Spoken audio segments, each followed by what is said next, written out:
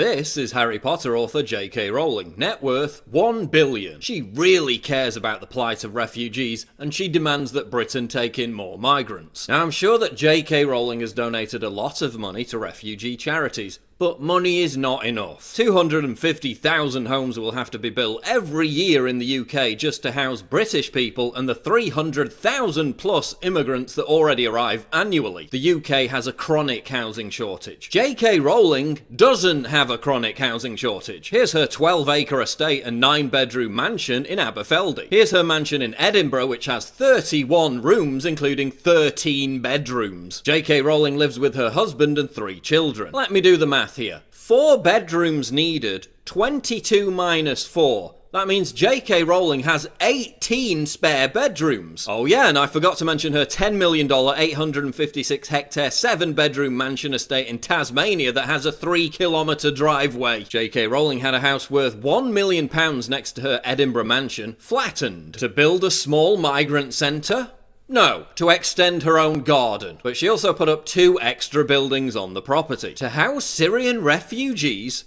No, they're Hogwarts-style tree houses. But we know that J.K. Rowling cares deeply about the needy and impoverished. I mean, she tweets about it all the time. In fact, she cares so much about the little people that she's got 30-foot trees all the way around her property to block them out. Given her relentless demand that the UK take in more refugees, along with her 18 spare bedrooms, J.K. Rowling must be doing her bit, right? Actual number of refugees housed by J.K. Rowling, and it's 0. Mike Cernovich has offered to pay flight costs for up to 100 refugees if J.K. Rowling, net worth $1 billion, promises to house them. And I'll be happy to match that offer. J.K. Rowling, it's time to put up or shut the fuck up. This is ex-soccer star and TV host Gary Lineker, net worth $31.5 million. Gary lives in Barnes, Richmond, one of the whitest areas in London. There are very few migrants living in Barnes. Gary said it was hideously racist to even question whether these refugee children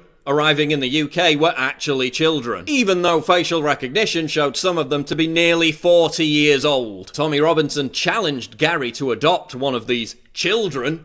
Gary's response was to call Tommy a racist idiot. Afterwards, Gary announced he'd attend a rally in support of Calais migrant camp children, then failed to show up. But Gary really cares about refugee children. That's why he accommodates them in his 6-bedroom luxury home. Oh wait, actual number of refugees housed by Gary Lineker, and it's 0. Gary Lineker, it's time to put up or shut the fuck up. This is actress Emma Thompson, net worth $64 million. Emma says the UK is racist for not taking in enough refugees. She says we'd take more if they were white. Emma Thompson lives in Hampstead, which is 98% white. In fact, it's one of the whitest areas in the whole of London. There are very few migrants living in Hampstead. Despite the UK being the most crowded country in Europe, Emma says there's plenty of room to accept thousands more migrants. But there's no room at her place because the actual number of refugees housed by Emma Thompson is 0. Emma Thompson, time to put up or shut the fuck up. This is pop star Lily Allen, net worth $20 million. Lily lived in a 6-bedroom house in the Cotswolds. The Cotswolds is one of the whitest areas in the UK. There are very few migrants living in the Cotswolds. Then she moved to Notting Hill, one of the whitest areas in London. Lily Allen apologised on behalf of her country and wept on national TV, insisting that the UK should accept more child refugees. Actual number of refugees housed by Lily Allen, 0. Lily Allen, it's time to put up or shut the fuck up. This is wealthy musician and Live Aid icon Bob Geldof, net worth $150 million. Geldof owns a number of properties, including a mansion house in Kent and a mansion apartment in Battersea. When Geldof is not flipping the bird to working-class fishermen in support of the European elite, he's busy virtue signalling about refugees. He called the refugee crisis a sickening fucking disgrace. Back in September 2015, Geldof promised to house 4 Syrian refugee families. Actual number of refugees housed by Bob Geldof,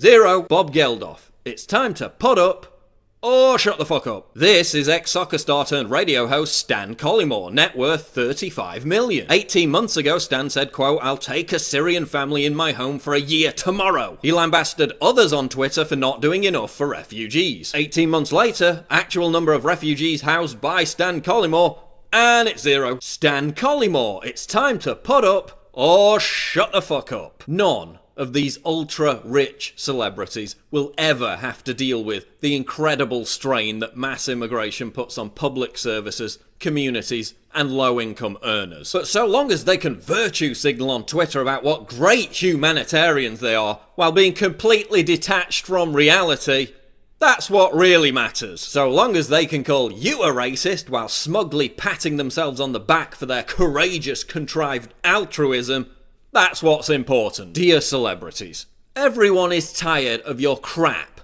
Nobody's buying your cliched virtue signalling anymore. Stop acting like you have the moral high ground when you don't. Rowling, Lineker, Thompson, Allen, Geldof, Collymore, and everyone else. It's time to put up or shut the fuck up!